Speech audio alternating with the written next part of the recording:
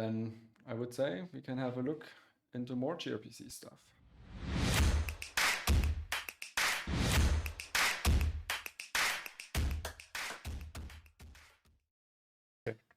What I will show you now is what you need to think of in terms of blocking the event loop, because that's always a bit dangerous. You must not block the event loop on Quarkus, because we are running on that event loop and everything is running on it. And if you have to do blocking operations, you need to do it on a worker thread. And there's some ways to do that. Okay, so let's switch back to the code. Yeah. So we left off with our first gRPC service where we can get a product. The product response is pretty simple here. As a first thing, let's extract this logic here into a service. Our product service. As always, we can just application scope this thing and then we can use it everywhere. Get product by ID.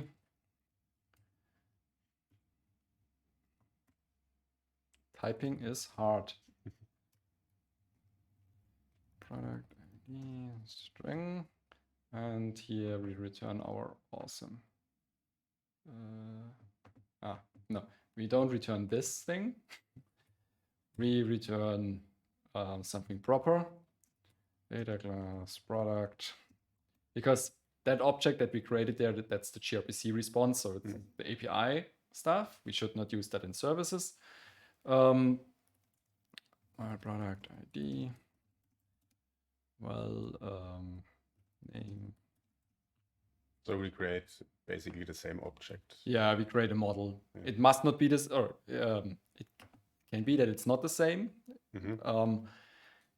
For example, maybe don't do double prices, but just for the sake of showing it. Orderable boolean. Okay. Here we now return this, our product, with the product ID, some name, and false. Okay. So here we now type. Oh, I created. So our interface from gRPC is now named the same way. Oh, okay. Product data service. Product data service. And that caused a conflict here. Instead, we want to inject it here. Product data service. And we can then use it here. First, okay, now we use our service to get a product. Yes, we use our service to get a product. Let me put this down here. We will need it again. So what we do here is, in the mutiny way, we create a uni with the product ID that we have in the request, and then we map it with the product data service. Get product by ID. Does not work like that.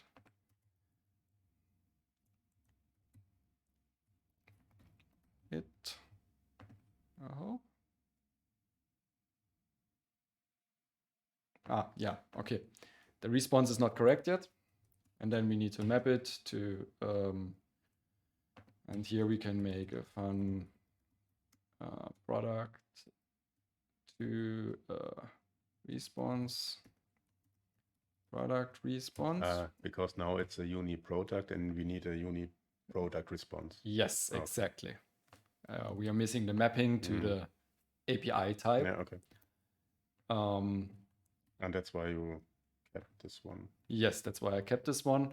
And here we can now do this, and its ID.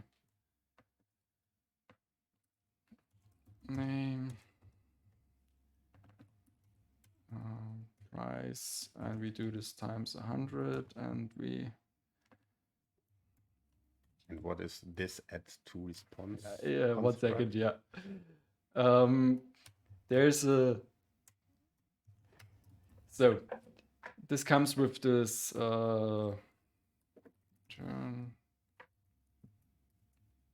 Okay, let me explain this. We have here this builder. And if you want to use this builder normally, then it has a set ID. And then it returns the builder again. So you can do this method chaining. If we try this up here, we could make a product response new builder and then set ID 1, set name and so on. Set name, exactly. Okay. So that's what we would do in Java, but it's not so nice. And normally in Kotlin, one nice thing is that these setters, you just access them by the property name, like here. So when I write this here and assign a value, it actually calls the setter. Kotlin is abstracting this away from me. I don't need to see this. And to be able to nicely write it down like this, we use apply. What apply does is it uses the object where you call apply on. And in here, you have it as the this. So in here, we have a new this. So if we check, this is of type product response builder. Okay. So, but you also define an extension function on product. What this does is we have product as this. Okay. Now I have two this. Okay, to differentiate this. Yeah. Okay. Now I can say, okay, I want the this that I have in this scope. Yeah. Okay. Okay. And not the this that I have in the most innermost scope. Yeah. That's why this looks a bit ugly here. But at least it allows me to write like this nice way I assign this property. Okay. And here I now also demonstrate that the response model the response API model doesn't have to be the same. It can, for example, here we have a price value or property, and here we have a price sense. There's also a monetary type for gRPC, where you then have the currency and so on, the locale in there. And that is a more complex object, and you could also then construct this here. Yeah, you can basically map it to anything you want. Yes.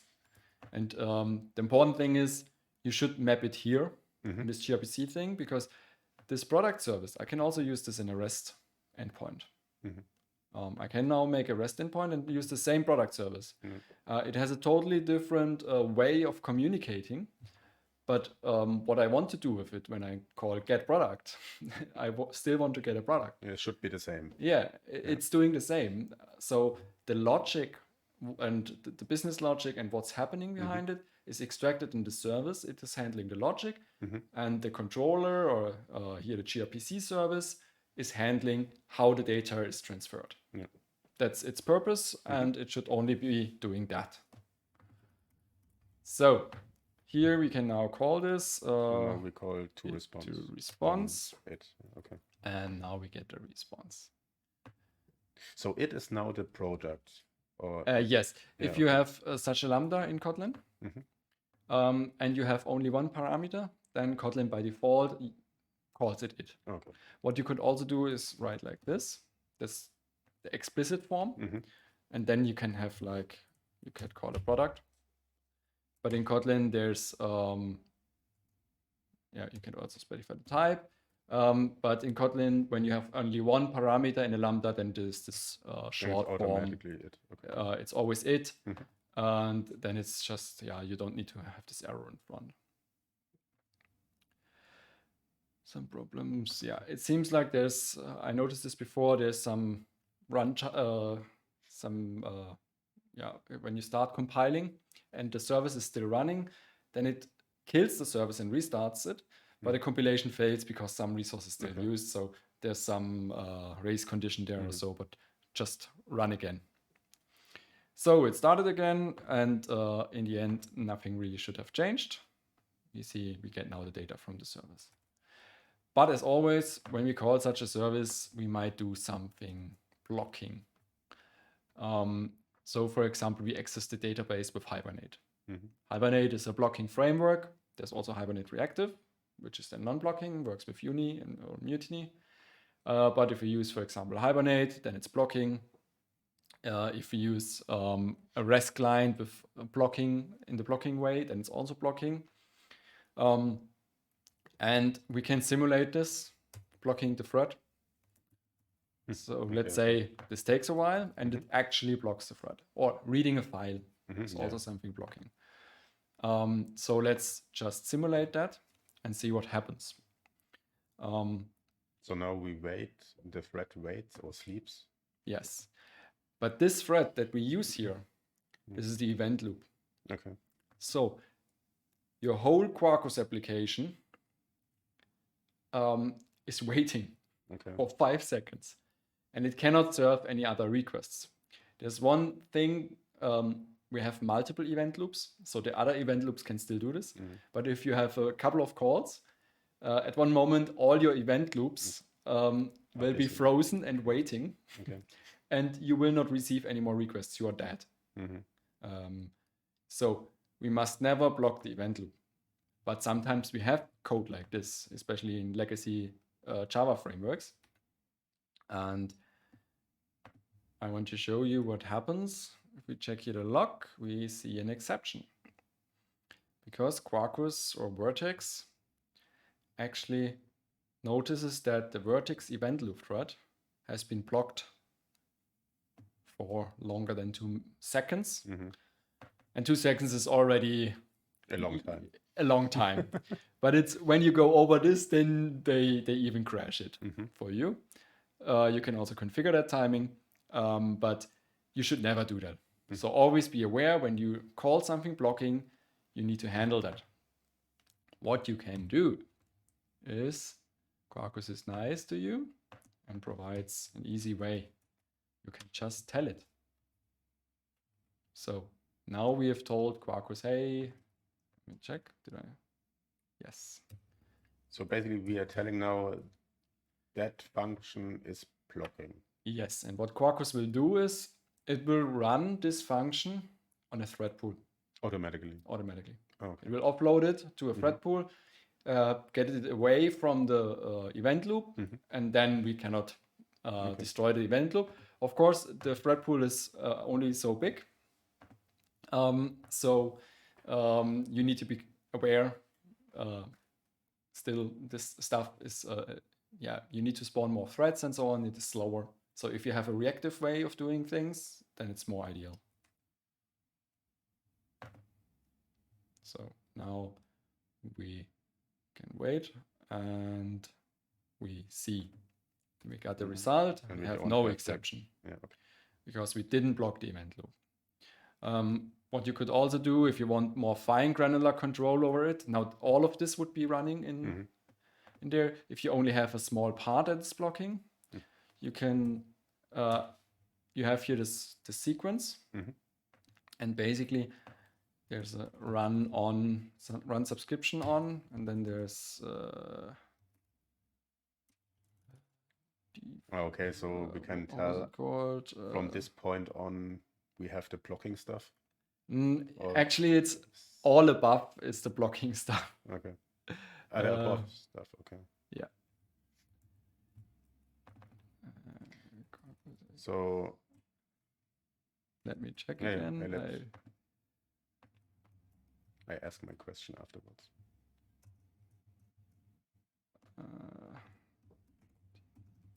I forgot the name of the infrastructure. And then get default worker pool. Or you could create your own worker pool. And it says all above. So if you want to have like, this would now also run this here. on the default worker pool. If you would want to have this running on something else, you could have here. Then only this in between would run on the worker pool. Okay. And afterwards it would be moved because Quarkus is telling this should run on the vertex. This here would be running on the event loop. Okay, so okay. Yeah. So it's basically the other way around. Yeah. But it's, in my opinion, I would say, okay, everything above is the block, as it is the main worker, and then after this line, then it gets dispatched and stuff like that. This is this way around because what we do here is we don't execute this code. We only construct. Basically, we provide the plan how it should be constructed. And what Quarkus is doing, it gets this object here. And then on this, it calls something like invoke or so, or collect or something like that. And only with that, this is actually evaluated. So the instruction to run this is coming from basically from the bottom up. Okay.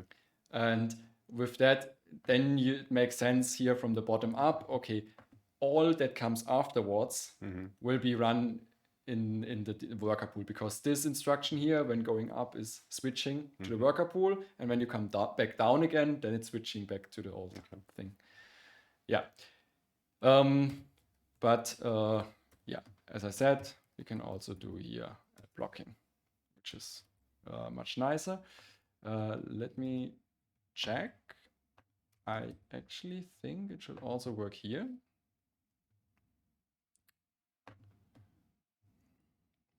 When I tested it before, this exception did not happen that often.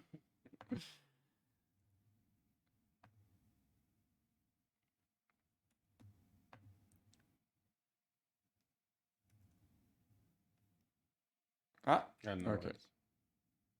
Okay. Yeah, you can also only do it there then. The reason is this is not even returning a uni. If it would be returning a uni, then you could do it, but we only return the product here. Yeah. So, and blocking, here it is. And then we have fixed this. Okay. That's what you need to do to avoid blocking the event loop when you work with blocking APIs. So that's, that you have to keep in mind. So otherwise you have a problem.